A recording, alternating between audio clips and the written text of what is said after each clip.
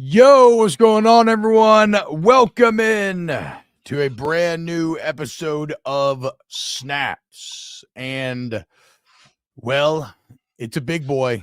As within the hour, about an hour ago, we're recording this Wednesday at noon Central, January 3rd. It was just announced that LSU will be firing the entirety of its defensive staff, a purple wedding, if you will.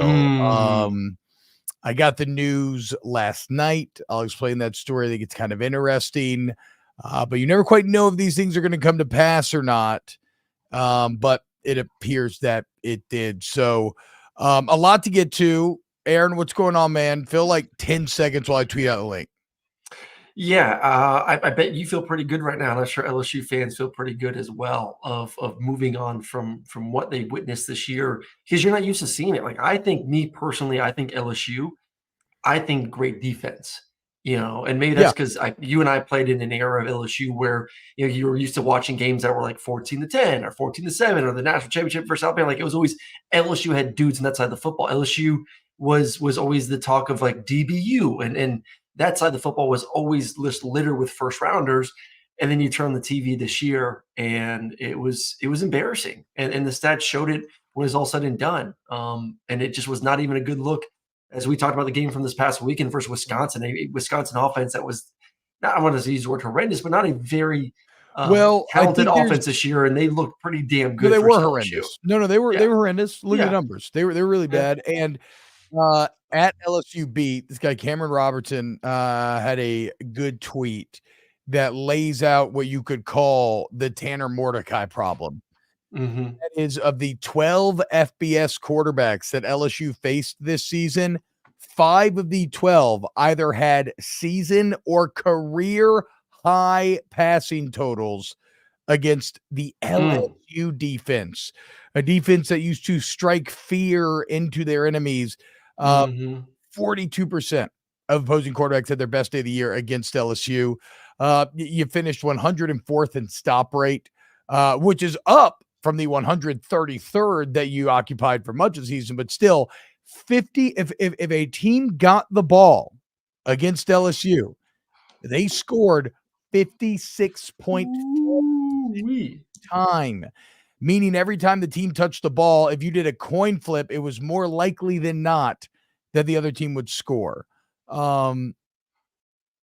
were ranked 105th total defense. They allowed over 6 yards of play, 416 yards a game. I think the best thing right there, I mean, you want to look at stats here, T. I think you want to look at stats. I mean, they are the only team worse than them in the SEC when it comes to defensive stats for the season is Vanderbilt. Yeah. I mean, that's the category that you're in this season. It's not, we're Kentucky or Auburn or Arkansas. Like, no, you're on the same level as Vanderbilt defensively, as Vanderbilt. I mean, you're giving up. Only 2 defenses in the SEC this year gave up over 400 yards per game. Vanderbilt at 454, LSU at 417 yards per game. The next team was South Carolina at 395. You can't tell me that a defense that has multiple first rounders, and it started from the beginning of the season. It started from FSU, of the intent of the season of. First off, like putting Harold Perkins in a position where he wasn't able to see ball, get ball. And obviously that pissed a lot of people off. Harold Perkins. And he still had some okay stats, but like he even found, so Harold Perkins ended up finding his way to 5.5 sacks and 13 TFLs. A very good season for most people. No, for most people, most people, not Harold Perkins good. The only reason he even arrives at those type of numbers is just because he's that undeniable. If you had used him and featured him, and well, he could have blown up like he did last year. He was a shell of what he was a year ago. He was literally a shell of what he was a year ago. Yeah, he just disappeared.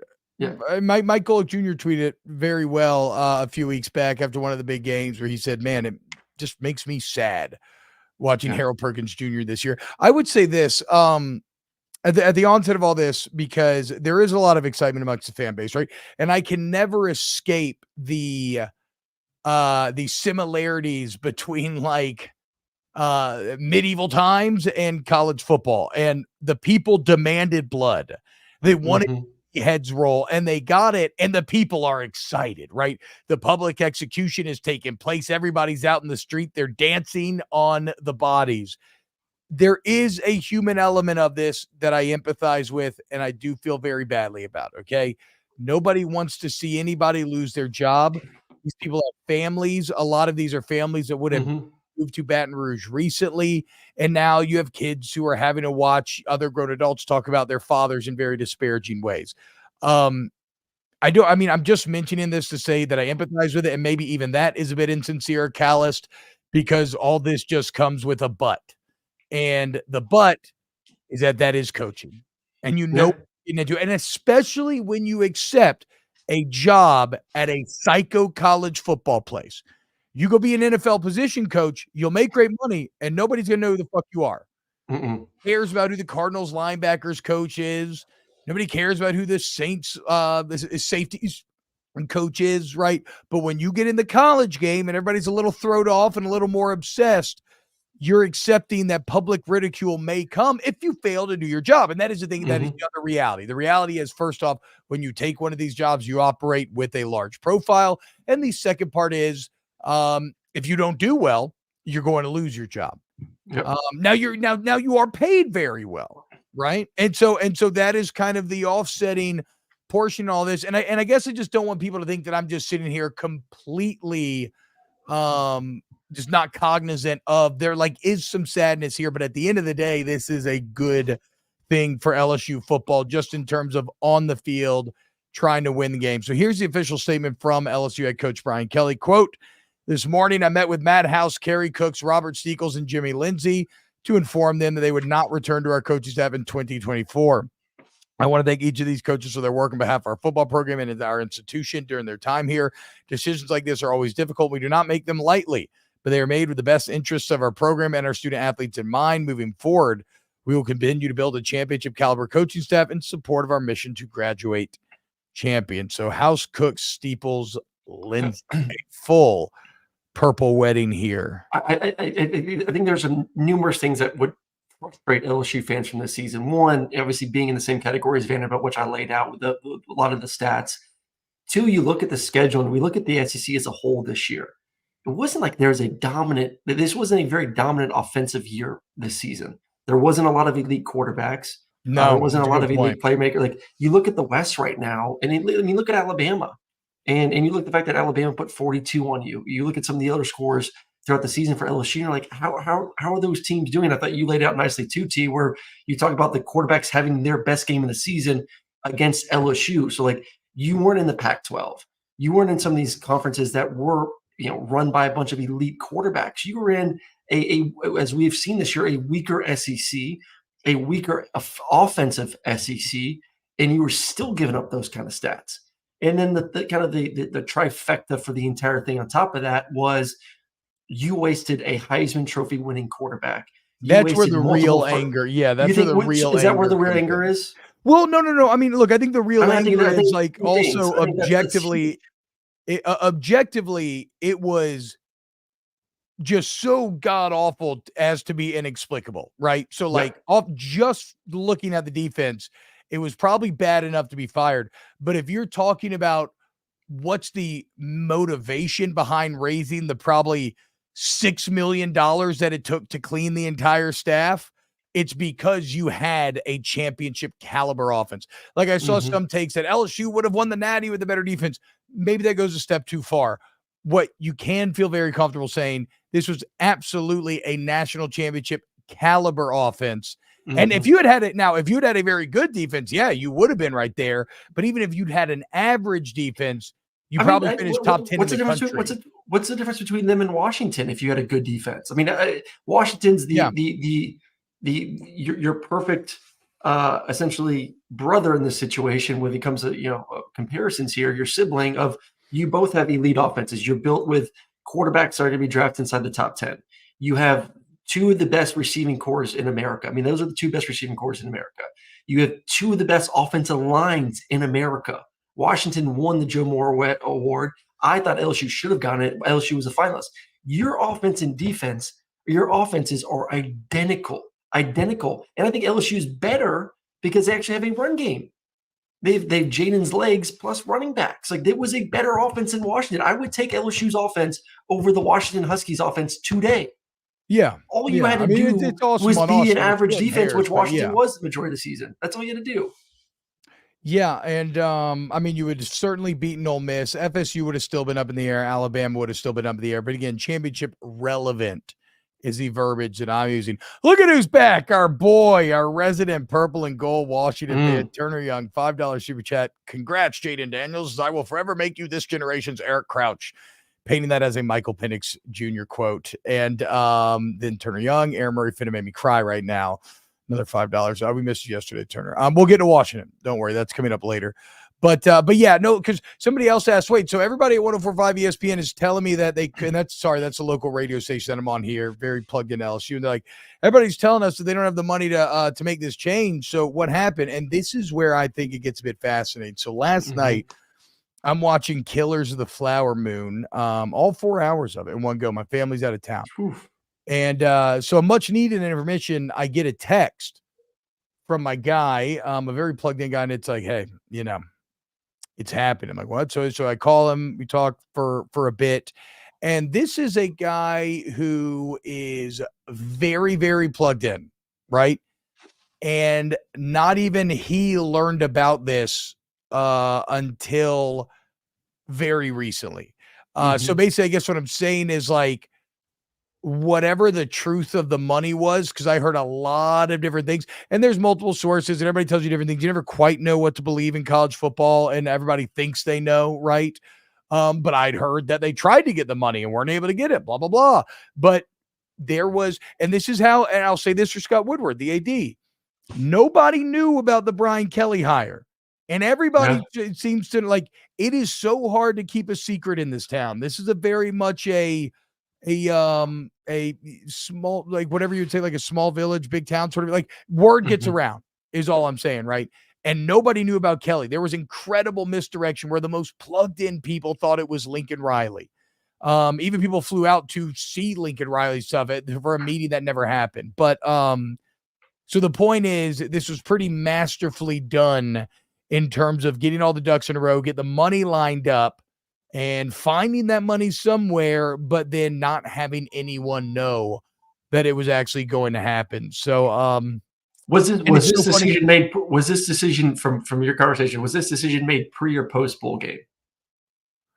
I don't know the exact timing. I don't know. I mean, it would feel like, obviously the bowl game would feel like potentially a straw that broke the camel's back, but it's such a sweeping thing and so much money had to be raised. I find it a little hard to believe that it could just be made in 2 days. Though in the post-game press conference, Kelly did talk about, now we'll do our defensive staff evaluation. So I imagine, a bit of that was they've already been doing their defensive staff evaluation. So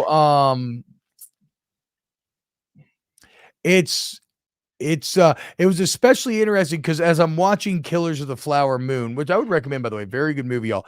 That is a movie all about kind of subterfuge and intrigue and behind the scenes betrayal. And it's got this very driving sort of suspicious soundtrack that the whole time is just thrumming and thrumming and thrumming. And then as I'm hearing about, all this maneuvering and everything that's going on and who's going to lose their job, who's going to replace, I just couldn't be struck by how devious some of this, some of college football can be, and these moves that are made and the plans that are laid.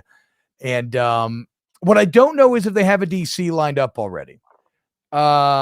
I do feel Kenny Nichols says hire Alex Grinch. See, that's where else it's kind of funny, right? You think about all the influencing factors in a decision like this, and I think it's impossible to deny that Alex Grinch didn't factor into this decision making.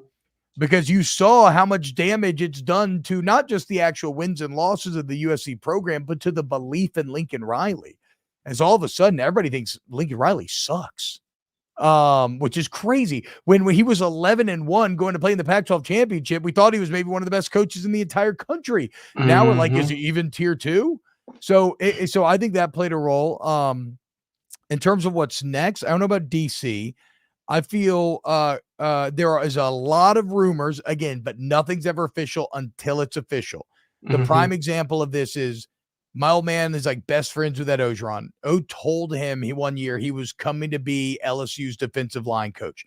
My dad goes public with it.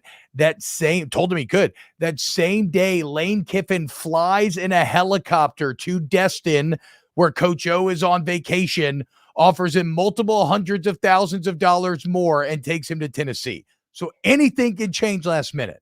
But I Mm-hmm. think right now they're trying to bring in Bo Davis from Texas as the D-line coach, steal him away like they stole away Cortez Hankton from Georgia.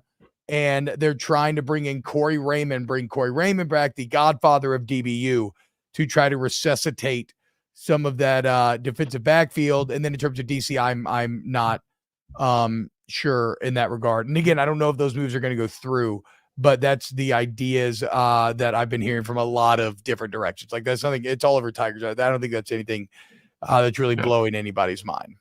Well, and I'll say this about the job. It is different than the USC job. Like if you had to rank one, like, okay, which one would you rather have, the Southern Cal job or the LSU job? I'm taking the LSU job all day, every day, because it does It's a have very tradition. attractive It's a job, dude. very, I mean, it's one of the more attractive defensive jobs in America, I would think, because of the history, because of the ability to recruit, because of the type of athlete that is in Louisiana. You and I kind of hit on the recruiting topic a little bit yesterday. I mean, they just got a 5-star flip at the defensive tackle position. You can recruit the state of Louisiana and get guys that are outside the New Orleans kind of area, and turn those guys into NFL talent. They do it better almost than anyone else in the country. It's Yeah. like the And talent's Corey there, the Raymond did a lot tradition's of there, the that. resources are there, the want is there, the history's there. It's a sexy job, man. It's a It sexy is. job, And you they'll got pay. I you mean, get they were and paying Matt House $2 million. yeah, and you have Brian Kelly as the head coach too. And I think there's a Um, lot of security, and I think there's a lot of security knowing that Brian Kelly ain't going anywhere anytime soon. Like That's a Brian Kelly's very set. fair point. Now, maybe you're feeling a little insecure because this is now 2 years in a row that Kelly has proven he will make the tough decisions. I mean, again, Brian Polian got fired after year one, and Brian Polian was his first hire. That was Yeah. the hand of the king. But special teams went so awry that he moved on. So, like, he will make Are the tough decisions. There's a lot of talk and chat about Kelly to Michigan. Look, I think that there's a ton of hypotheticals there. Michigan has their guy if Harbaugh moves on. Okay, so for that, okay, so I was going to say a few things. First off, there's a ton of hypotheticals there. Secondly,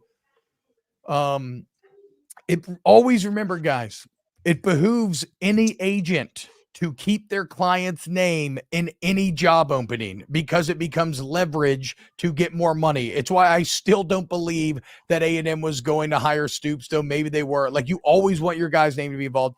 And as Aaron just said, Michigan wouldn't want Brian Kelly. I think No. Michigan would go Sherrod Moore. All day, every day.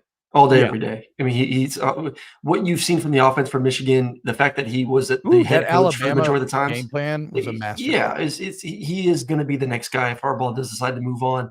The question for me is, how worried is LSU heading into next season, knowing that now you have to replace both coordinators? That's a tall task, and now a conference that adds two powerhouses to it. Well, Like, is I there a would worry of them say falling behind? Georgia, Alabama, Texas, Oklahoma, Ole Miss is rolling right now. Like, are at we the talking about risk like a of middle of the being pack LSU team all of a sudden? well, okay, no, well, that's what's interesting because I thought middle of the pack if you ran it back with House. So already now you I'm just think saying, regardless. I know, but I'm saying defensive coordinator change. You think, okay, you've now probably improved on that side of the ball, especially if you do go get a Bo Davis and a Hopefully. Corey Raymond, Yeah. right? So, so you maybe score that a little higher. And when it comes to offense, I don't know exactly what we're going to do there, but I'm guessing it's going to be in-house. Joe Sloan's the quarterback's coach. He's been a coordinator before. They just had him and Cortez Hankton as co-OCs. How do you keep both those guys happy? I don't know, but I think it's probably going to be Joe Sloan. And the thing is, again, Brian Kelly, too, it is like his side of the ball is the offense. He sits in the meeting room with the quarterbacks. So, like, and he's the one that found Tommy Reese, right? Like, so, like, I trust Brian Kelly in that regard. So it's not easy, but you feel like you almost automatically improve on defense because there's nowhere to go but up. And you were always going to fall on offense. Mhm. So it's just, how much at this point. John Schultz in the chat, appreciate it. Over 800 in the chat. Hell of a love the live response today. Obviously, we have our insider T-Bob there in Baton Rouge Oh, giving us bro, all we're the almost at goodies. 12.5. We're at 12.4, dude. I know. We're almost at 12.5, which was the goal. So let's see if we can do it this show. Please like, subscribe, all that good stuff. Appreciate everyone joining us on a Wednesday. Hanging out, man. Breaking down LSU, the future of them Tigers. So yeah, I think that, I mean, let's be clear, LSU still has major hurdles to overcome. Mekhi Wingo's going to the draft, so you're losing an All-American interior defensive lineman. The secondary that you do, here's the deal. You better hope, because I know LSU had personnel issues, right? But my evaluation is that you had personnel issues exacerbated by coaching. I hope that I'm correct, because if the players just really aren't that good, which, I mean, I don't know. Look, when you got Wisconsin wide receivers cooking your DBs, that's a problem. If the players really aren't that good, then maybe this doesn't lead to the They improvement can't that be you think that it bad. would. They're not I know. that I bad. agree. Look, I think when you look at the lack of development from Mason Smith, the fact that Mekhi Wingo took such a step back, the fact that Harold Perkins completely disappeared. Yes, I feel like they should all benefit greatly off of this move, and you should be better on that side of the ball. Does that improvement, though, again, offset the step back that you'll take offensively? Just because, I mean, the offense is going to be awesome. Don't get me wrong, but you're just not going to have Jaden Daniels. The offense will be great. I mean, there's too much skill in the offensive line returns. I think that's as we've learned this season from watching some of these teams. If you have an offensive line, you have a chance. Yeah, true. And LSU's returning an offensive line and a pretty damn good one as well. And another offensive line will be fighting for that Joe Moore Award by the next season. So like they're going to have the skill. They're going to have the offensive line. I think we've all been waiting to see what Garrett Nussmeier looks like when he is fully unleashed and given the chance. And he looked really good last year versus Georgia in the SEC championship game. Mind you, it was kind of mop up duty at the end when the game was over with. But then you've seen it throughout the past 2 years. Then obviously you saw it in the bowl game, and then you said it well yesterday. Like in situational football, being able to have the cojones to drive the team down the field to win a bowl game, like that's when you know the guy's got some rocks. Like that's what I want to know out of my quarterback in situational football. Can you put the team on your back, drive them down the field, regardless of good, bad, whatever talent around you? He did that in the bowl game. So yeah, I feel really good about the offense that why it may not be the number one offense in the SEC, maybe one of the top 5 offenses in the country. It's still going to be really competitive. It's probably still going to be a top 5 offense in this conference. It just can the defense I think it'll definitely get better, and I feel like the defense has to get better. They'll get, again, they will get better because that's why everybody got fired, because it's literally almost impossible to get worse. I mean, it is. You could be worse. You could let Vanderbilt pass you. Yeah, I said almost. You technically could be worse. I said almost. You could almost impossible to be worse. So it's just a matter of how much better. Chance Babin, will the new DC not want to hire his own position coaches? That's a good question. But then again, when you're talking about a guy like Bo Davis, that is a guy that almost anybody would take on their staff for a defensive line coach, expert recruiter, developed a lot of good talent through the years.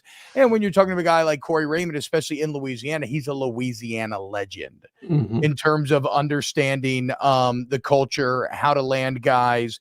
Also, what Chance's question really makes me wonder is part of this timing, part of it was certainly finishing the season, all this other stuff. Were they able to line up DC candidates without it getting out?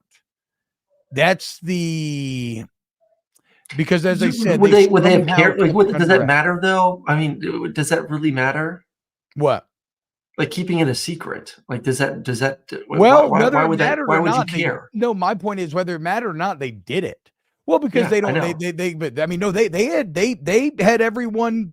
Like I just 2 days ago, before I got that call, I was saying that I believe that it was more likely than not that House was going to be back.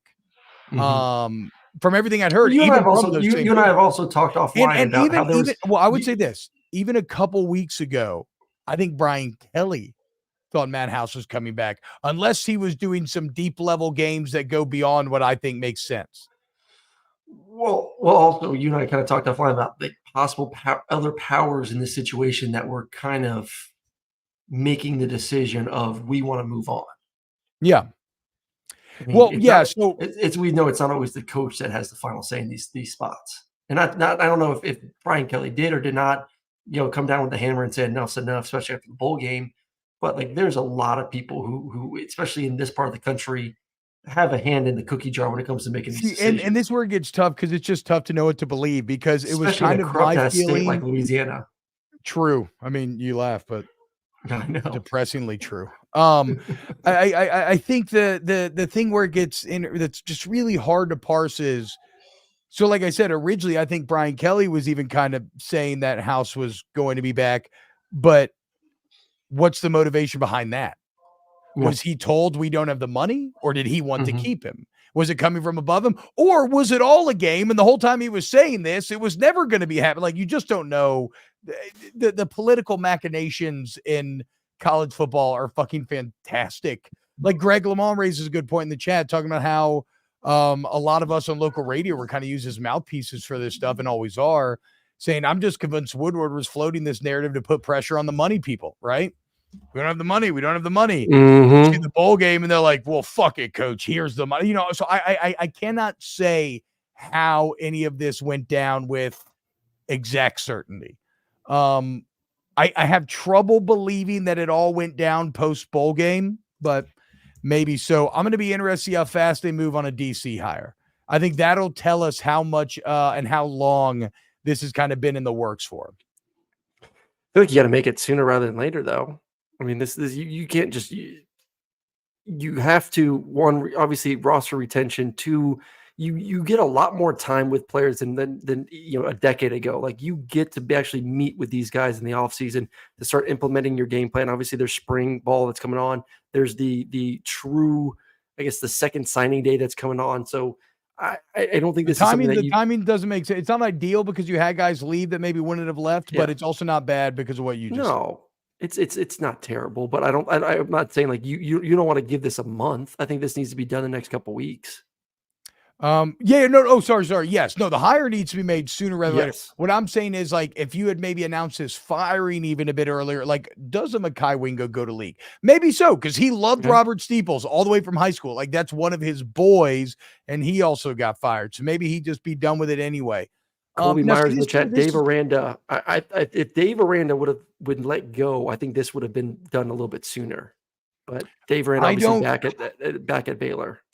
again from what I've heard, but who knows about any of this? Yeah, and he's back at Baylor, so it doesn't matter. Yeah. But I don't know that he would have. I don't know how much appetite there was to bring Aranda back anyway. Maybe so. Really? Um, I don't know. I'm just saying I don't know. Like, okay, so Greg Lamont's talking about one of the local hosts here in Baton Rouge. He says, Matt carried the water and let y'all do the work as well. And then another commenter, Dwayne D, says, Lady Moscona was putting out the we don't have money BS. Don't believe a word that dude says. So the issue with interpreting it that way, talking about being it carrying the water or not believing a word the person says, is that makes it sound like he's in on the scheme. What's the old saying, Aaron? The only way to keep a secret, or if two people know a secret, everyone does, like something along those lines, right? Like it's nothing that purposeful if you're in the local media.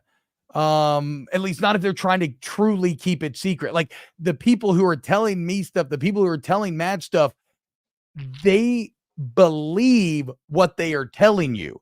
Where the falsehoods and kind of subterfuge ends is the big question. And with Woodward and how he plays this thing, he seems to keep as tight of a circle as I have ever seen in these scenarios. So it would not surprise me at all if people who generally are in the know and have a ton of power are just being fed misleading information, Yeah. knowing that it will trickle down into the media, and that's our guys that they think are good sources. And so we talk about it, and then it's like, oh, well, it was all lie. It's pretty crazy. Let me ask you this, because I said about 5-10 minutes ago that Brian Kelly, I truly believe is a top 10 coach in America. I think he's that next tier of guy that hasn't won a natty, that it's been obviously has had opportunities and has knocked on the door to be able to do that.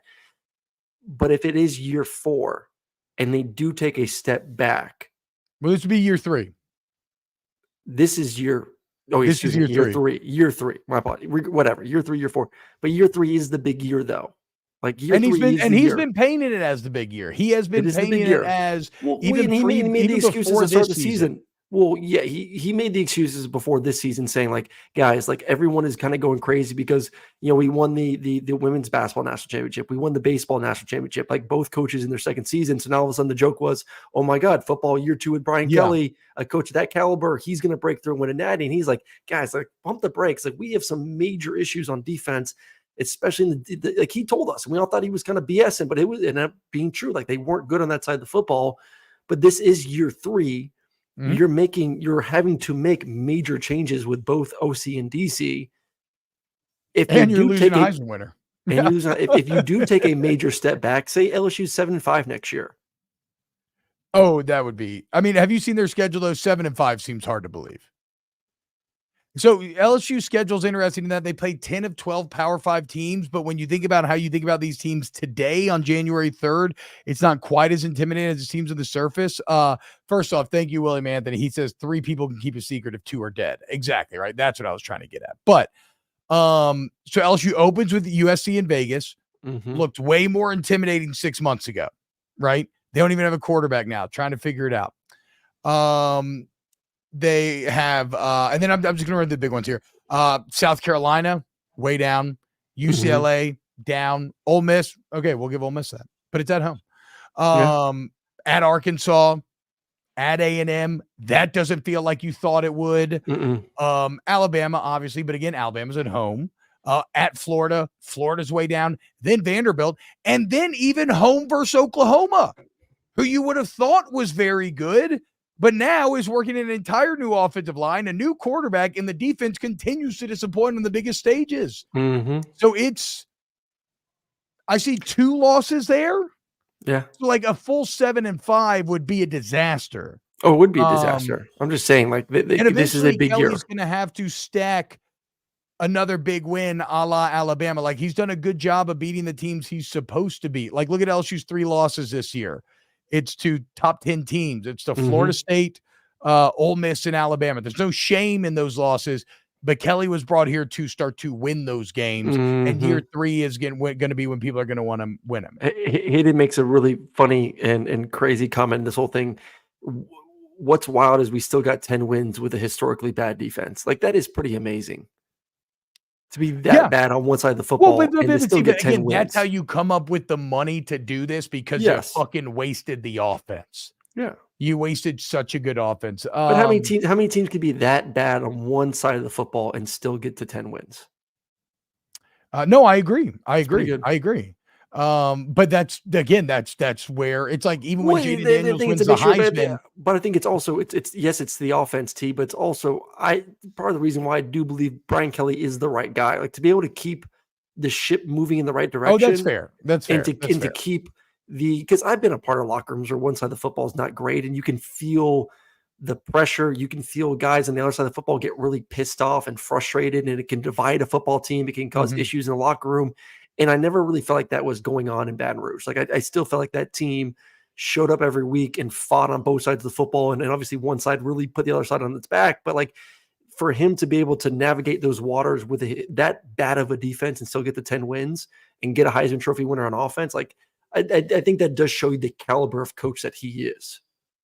Yeah, so I would agree. I think that most among the LSU fan base would qualify this as a very good day. Again, though, even though I do feel for those families, but football's a meritocracy, and even if they had just done bad, everybody would have been brought back. It's only that it became just a disaster as to why it broke. Them Tigers. I'm trying to look at some of these comments. Anthony Mazzano's asking a bunch of questions about LSU with the respected connections he has with the coaches in high school football in Louisiana. Is there a possibility you guys could see Brian Kelly steal Lance Guidry from Miami? I don't know about recruiting well enough to say, dude. We'll see. I do. Brian Kelly has done a very good job of Louisiana recruiting. which, to be fair, is all It's that accent. It's that accent he's got. I mean, he can really just get into a home of someone there in the swamp and just really just make him feel like he's a part of their culture. All right. I think we've said. I think that's about all to be said for now. Hey, 12-5, boy. There we go. Oh, 12-5 live during the show? Let's fucking go, dude. Hell yes. 12.5 by the Natty. Mission accomplished. Love y'all, dude. Thank you, man. Big Red 243 says Jackson Arnold is feasting on that LSU defense next year, regardless. I'll say this. I'll say this for Oklahoma. That is the last game of the season, meaning that we will know whether or not how badass Jackson Arnold is. Like, he'll at least have an entire season to try to get great and to try to get sorry, I'm distracted by the 12-5 celebration. But yeah, we'll know about Jackson Arnold there. I still like Oklahoma's odd, man. I keep talking about it. I know you Oklahoma fans fucking hate me because I talked about it last offseason, but like I just don't know what to make of him. Because right when they start to make you believe they beat Texas, everything's fucking awesome. You lose to Kansas, you lose to Oklahoma State, you blow a golden opportunity to win the Big 12 in your last year there. You allow Texas to win it despite the fact you have the head-to-head. Then you lose your entire offensive line. You force Dylan Gabriel out of town. And then in the bowl game, it's not just the offense. The defense fucking sucks. It loses you the game. And so I don't know what to make of Texas, Oklahoma. Even though you have a 10-2 regular season, we still have to decide whether or not we think Brian Kelly or Brent Venables is good. Gulf South 1.2K here in the chat. What's the most snaps have for a live show? I want to say riding the Colorado Dion wave a couple times during this season, and maybe Ohio State, Michigan. Like we've had a couple times. I think the post SEC championship was a. No, I'm telling you, I think it was the Dion where I almost missed my game because we were doing the live show. Yeah. Colorado Dion, I think, was our number. Okay, it looks like Colorado Dion, UJ Collin, and then Pollock. Hit the like button, guys, if you're hanging out here. All right, thank you so much for watching. All right, let's go to another interesting story where. And I want to get into some of this quarterback transfer portal news. Let me bring up my Google Doc from earlier. But an Ohio State lineman came out and went on a podcast.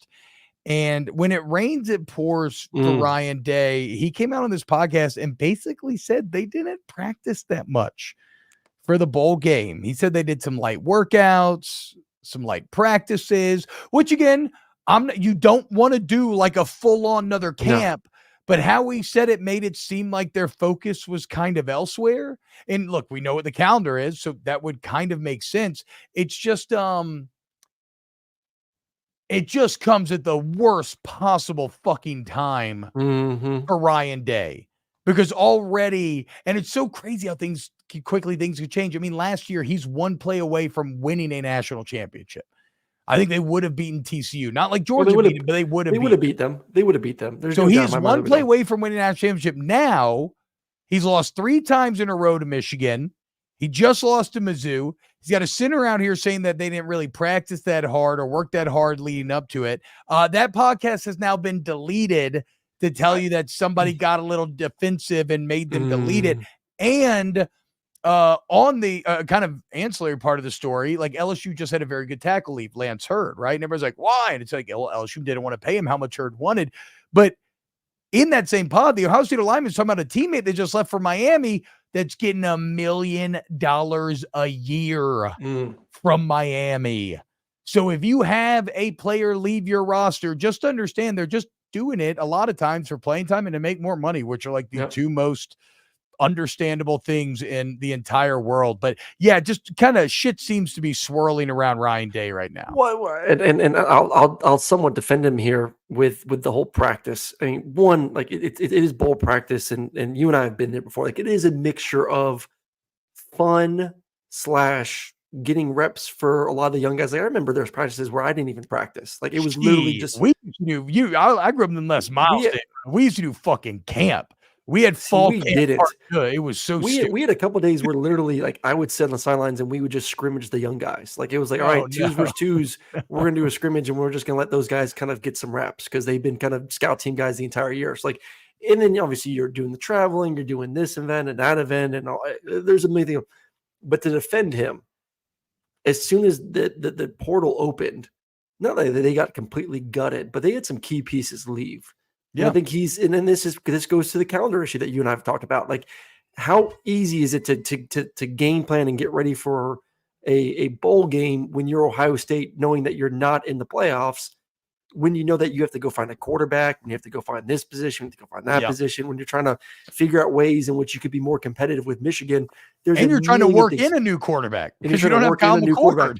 Like, there's a lot of shit that is going on these coaches' plates right now, and a guy that lost a lot of things that especially on the offside of the football. So I get why there's some distraction, and that goes like what's like the calendar needs to be cleaned up so these coaches can just say, okay, I have to get ready for a bowl game. I have to get ready for the playoffs. Not, I need to go recruit. I need to go hit the portal. I need to go figure out this, that. I have to go figure out how to get my offensive lineman $1 million because he's about to go to Miami. Like, shit like that takes away from you being able to run a very good practice.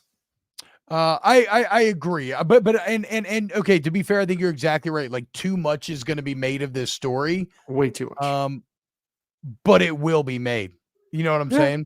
Just because people are angry. And when people are angry, any shred of information that is going to further that anger will be highlighted. See, I don't feel like people Poppy says they're going to win the Big Ten. Bro, you don't think Ohio State fans are fucking angry losing to Michigan 3 years in a row? I don't feel as much anger as I did a year ago because I feel like fans knew that last year's team was better and the game was at home. I think part of the blame goes to we didn't have a good quarterback this year. I think some of that is being deflected on the quarterback situation and less. Well, they don't have a good quarterback now. Who are they going to get? What's his name from Kansas State's about to take a visit there. They need to get his ass. Are they in trouble? We just saw. Okay, so you're telling me, like, if Will Howard is your god, I'm not saying that he's going to win you a national championship. It's better. Yes, it's better than what you had this year. It's better what you have on the roster right now. Will Howard significantly better than Kyle McCord? Yes. Okay. And he is significantly better than what I saw in the bowl game. Significantly better. If they don't get Will Howard, they're in trouble next year. So there is a new name that just entered the mix, although it feels like there's clear connections here. But Caden Salter from Liberty entering the transfer portal. Now, of course, Caden Salter played at Liberty for Hugh Freeze. Hugh Freeze is one of the other major brands that is stacking weapons in desperate need of a quarterback. I don't know about how Salter feels about Hugh Freeze. What I do know, if I'm Caden Salter, I can make a lot of money getting in a bidding war between USC, Ohio State, and Auburn now. But didn't we just find out that Ohio State's not paying players? Didn't we just have that discussion? No. As Hinsman's kind of, I think it was more of like we're not paying $1 million to a lineman or to that player specifically. Ohio State's paying players. Remember, Ryan Day did also talk about it. He said $11 million or whatever. He was quoted saying Ohio State doesn't like to play players in general, period. Which is the same shit that you Georgia fans like to claim. And then you're like, Kirby doesn't like to pay freshmen. Different. Georgia actually spent more money and a higher recruiting budget. You're going to say this is a fact. Again. This is a fact. They had a higher recruiting. They had a higher recruiting budget in terms of the expenses, what they spend on recruiting. This is not paying high school players. Thank you. But we would be naive to think that it doesn't extend to that. They spent more on recruiting by a wide margin than anybody else in the country. Anybody else in the entire country. Yeah, because Kirby takes a fucking helicopter everywhere. That shit ain't cheap. Yeah, I know. No, look, it fucking works, dude. Look at the results. I'm not saying you're not getting your money's worth, but don't fucking sit here. Don't fucking sit here and say that we don't want to pay players. Like, Ohio State fans can't say that either. I think the quarterback situation. They just told us it takes like $7 million or $11 million to keep a roster together. I think it comes down to a lot of times when it comes, and I was like, how desperate are you? And Auburn has money, and I think Auburn, after the bowl game, also themselves realize that we need a quarterback or it's going to be the same shit next year. And so does Ohio State. Hey, fuck, so does USC kind of still right now. I mean, we're not as high on I think Miller. Auburn has Auburn. I don't think you realize Auburn's got some money to spend. Oh no, I know. And I mean, shit, I don't realize they've fucking been spending it. I know. And well, and again, Hugh Freeze and Caden Salter literally were together. Now, the only way that could get problematic is like, what if Caden Salter just didn't like Hugh Freeze? Yeah. So we don't know. Or how about if Hugh Freeze just didn't like him either? I mean, there goes that way too. Like, you know him personally. Also, like, in terms of Caden Salter, maybe like, who's that? He threw for 3,000 yards last year, 32 touchdowns, 6 picks. He ran for 1,000 with 12 more touchdowns. Yep. He was 4th in the nation in yards per attempt, 9.92. I had one of his games. I had a Liberty game mid-year. He's talented now. Good size, good arm. I mean, he's a massive upgrade over Peyton Thorne. If you were an Auburn fan, you would be ecstatic if you landed Salter. Yes. Especially now because he has dogs to throw to. I agree. I kind of agree with Dobby. This is how Ryan Day strikes me as well. Ryan Day is the type of guy who would pay for ab and bicep implants so badly wants to be a tough dude. I mean, that feels kind of accurate. I don't know Ryan Day at all, but outside looking in, that feels. Yeah, I could see it. All right, let's talk a little national championship. But real quick before we do, let's hear from our friends at DraftKings. College football fans, the championship is here. The DraftKings Sportsbook is making sure you can throw down on the epic showdown for a shot at big bucks, as new customers can score $150 instantly at bonus bets for betting just $5 on the championship game. Okay, so if you've been putting it off, act now. Download the DraftKings Sportsbook app. Use the promo code T-Bob, T-B-O-B. You bet $5 on the championship game. Win or lose, you get $150 instantly in bonus bets. What a win with your friends at DraftKings, because it's more fun when you're in the action. Just download the DraftKings Sportsbook app, promo code TBOB. The crown is yours. Dog says it's a great day for the Snapchat. We should call ourselves Snapchat. How we never even thought about that. Wow. We have only Snaps. We could have Snapchat Premium, where me and Aaron will do fully nude center quarterback exchanges. Just let me like not jerk off for 4 days and kind of feather myself up a little bit. Welcome for those new to the show. Welcome to True Snaps. Took 47 minutes to talk about balls. Yeah, see, I agree with John. This channel would have reached 12.5 much earlier with more vasectomy talk. I agree. Yeah, true. A lot of people missed the early Snaps days because we were buried on the Volumes YouTube channel where the algorithm would just constantly fuck us. I'm glad to see now that so many have come to hang out with us here. Greg Lamont, can you give us the primary colors of school Lance Hurd's transfer to? Why is it crimson white? I have no idea where Lance Hurd is going. Like, absolutely no idea. But if you tell me Alabama, I would not be surprised at all, right? I'm never surprised if you tell me Alabama about anything, really. All right, Washington, Michigan. I've been thinking about this team a lot, or this game a lot, Aaron. And tomorrow we're going to really break down the game in terms of who we think is going to win. Although after this morning, I'm starting to lean back towards Washington. I'm starting to lean back towards Michigan all of a sudden. You are? Morning. Yeah. I'm flipping over to Michigan for I don't want to save all my juice because I do want to, dive deep into the game tomorrow with you. But yeah, I'm starting to like dive back into Michigan all of a sudden, kind of how Michigan's been built and who they've been the past 3 years is very similar to the team they're going to be facing this week. So what I love about both of these teams, though, Aaron, and I wonder if we'll see this more in this new era where things are a bit more mercenary. But these are two teams where the whole is greater than the sum of their parts. And they are two teams that fly in the face of a lot of what we had come to accept as basic college football truths. And maybe this is just a year where everything lines up and we get back to normal next year and this all goes away, right? But remember we talk about blue chip ratio all the time. If you don't have over 50-cent blue chippers, you're just not going to win the Natty. The last team that would have done so, but it was before they tracked this thing, was the Jameis Winston FSU team. Washington is not at 50%, not even close. So if they win, that would really break that apart. Even Michigan, I think, barely breaks the threshold at 50%, much less than a lot of the teams they finished ahead of. And what I love about Washington, even and now Michigan doesn't represent this as much, is they kind of fly in the face of analytics. Like Mhm. all the number, like ESPN's FPI or whatever gave Texas like a 74% chance of winning last game or something. Like Vegas is consistently telling you this Washington team shouldn't be good enough. They should lose.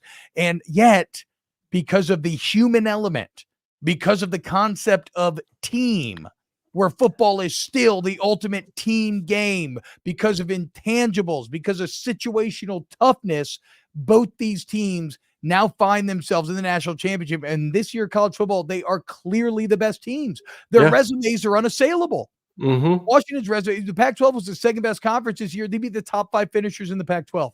Yep. And just be the Big 12 champ. And really controlled the game. Like Texas should not have had a chance to win. Well, that was the worrying part of watching that game, was like the fact that it felt like Washington was kicking ass, yet it was tied up. You're like, that doesn't feel good. Well, not just that. I mean, like they never had a lead, Texas, right? No. Like Texas literally, if Dylan Johnson hadn't gotten hurt, Texas literally should not have even had the opportunity, save for maybe a 12-second Hail Mary to try to win, right? So that's a proven Washington team. You look at Michigan, and though much of the schedule was easy, finishing Ohio State, Penn State, and now, of course, Alabama proves beyond a shadow. So 2 unassailable participants in this natty that fly in the face of a lot of what we had accepted as the only way to success in college football. And that makes me very excited. Well, it's two different ways to do it. Like Jim Harbaugh was given the time to build the roster, and you go back to even when he took the pay cut. Like they wanted him out, they kept him there during the COVID year, and it paid off. Like he got the team to where they are now, a very tough SEC type football team. Kalen DeBoer is just an incredible coach. Like we've been over the stats before. Like you look at his record, from previous coaching stops. Yeah, they might have been at lower leagues. He knows how to win football games. And then you pair that with, and I know a lot of people make fun of this, but with a veteran quarterback who's played a lot of football. So you have one coach who's had the time to build a culture and the time to implement their periods of beat Ohio State and beat Georgia and continue just to evolve his own culture. Yeah, he did. And continue to kind of push that into the faces of their players over and over again, just beat it into their heads until they truly believe that they were good enough to go out there and beat anyone in the country. And then you just have a guy that is, I still believe in him, but I am interested to see what that culture and how it moves forward for Washington after this year, once you do lose your veteran quarterback who's played a lot of football. And I think it'll be fine. But I do think Michigan has built a very sustainable culture going forward, which I even said this yesterday too, a little bit, where even if Harbaugh leaves, I think if Moore is the next head coach, I don't think you see any difference in Michigan come next season. Yeah, and those things are always weird because it's not even necessarily the next year. It's, can you do it over time, right? Like you think back to Miami, Larry Coker won a national championship before Larry Coker kind of ran Miami into the ground. So long-term, I don't know. I don't know what Michigan would be post Harbaugh, because Harbaugh changed everything for Michigan. And traditionally Michigan is not, I mean, they haven't really won too much considering what a blue blood and how great they are. So I don't know how confident I am in Michigan without Harbaugh going forward. But in the immediate future, yes. I'm just talking about like can they sustain over time in the way that I think they would if Harbaugh remained. Celeste Morrison says Washington played 9 of 14 games against top 50 offenses, while Michigan only played 4. Washington played 6 teams with top 50 passing offenses, while Michigan only played 2. Washington played 6 games against top 50 rush offenses, Michigan 4. Maybe trying to explain that the Washington defense has had a more challenging route than Michigan. No, they have. But Washington's had more of a challenging route in general than Michigan. Michigan's had an easy schedule. Sure. Let's be honest. Like the Big Ten, Michigan had their normal 4-game preseason. Turn that into a horrendous Big Ten that the only true competition was Ohio State, and it was a down year for Ohio State. It was an easy Penn schedule. State's not an awful team. Penn State would still beat the majority of teams. They're just not elite. They're not elite. It was an easy schedule. Yeah, for sure. It may have been for the, if you want to name off 7 or 8 elite teams in college football, Michigan by far had the easiest schedule. But I still think Yeah. Michigan is built on really good bones. I think Michigan is really good on both sides. In their defense, we go back to what that period was what the first period that they implemented in practice was beat Ohio State. Their defense has been built to beat Ohio State's offense with the CJ Strouds of the world and the Marvin Harrison Juniors and all those elite receivers that Ohio State's had. Michigan has stomped them for 3 straight years now. So don't just think about Ohio State this year. Think about what they did to Ohio State last year. Think about what they did to Ohio State the year before. How much different is that? How much different is that than what Washington is this season? It is interesting though that Marvin Harrison Jr. did get loose on him. He did. Marvin Harrison Jr. had a big time game, and now you got 3 Marvin Harrison Jr.'s basically looking at you when you talk about this Washington team. I mean, at least 2. Oh yeah. And then you still got Westover, who's solid. And we'll continue. We'll break down the game really in depth tomorrow. Last one before we get out of here, Aaron, for all of the Bulldogs in the chat. I know that you were on your hands and knees during the FSU game begging Mahonky to come back. It looks like Mahonky and Brock Bowers are going to the NFL draft. How concerned should Georgia fans be here? I mean, you lose maybe the best player in college football, or one of the most dynamic players in college football. It's like that. It hurts. Like, let's be honest with ourselves. Like, yeah, like Georgia has other really good tight ends. You know, you saw what Oscar Delp looked like. You've seen him for the entire season. I'm still really bullish on Lawson Lucky. I think he's a young freshman who's injured most of the season. He's going to be really talented. You have young, very, very, very, a lot of potential at that position. So, like, is it a massive downgrade? No. But is it a downgrade from Brock Bowers? Yeah, it's a little bit. And then those guys have some big shoes to fill. McConkey, I love McConkey, but he didn't play most of the season. So you kind of got a feel for what those skill guys are going to be like anyways this year. So I would have loved to see him come back. I think it might have benefited from him coming back to have a full season healthy, because I do think he's a premier receiver in the SEC. But yeah, you saw what Georgia was without him for 80% of the season. I mean, they got other guys. They hit the portal well. They got some other guys coming in. You got the white boy from Vanderbilt that, hopefully wears his number and looks like McConkey out there in the slot again. Dwayne D says, very concerned for Georgia. They actually have a schedule with a pulse next year. It's true. I don't know who needs to hear this, but I think Georgia's probably going to be fine. Yeah. I don't. My question is, when the fuck are y'all going to let Oscar Delp be Oscar Delp? Oscar Delp breathes and the announcer's like, whoa, his best Brock Bowers impression. Look at that. Never. Oh my God, he's doing his best Brock. I think I even saw you tweeting some of that, Mr. Aaron Murray. I'm saying he's never gonna get past that. What? You're never gonna let Delp be Delp. You are following up the greatest tight end in Georgia history, one of the best tight ends ever to play college football. You will consistently be compared to him because his game is very similar to Brock's. Like, he does like an incredible one-handed catch, and like, what a catch by Bowers. Yeah. I mean, unbelievable, dude. Just reminds me of Brock. Like, what? No, just honor that man, dude. All right.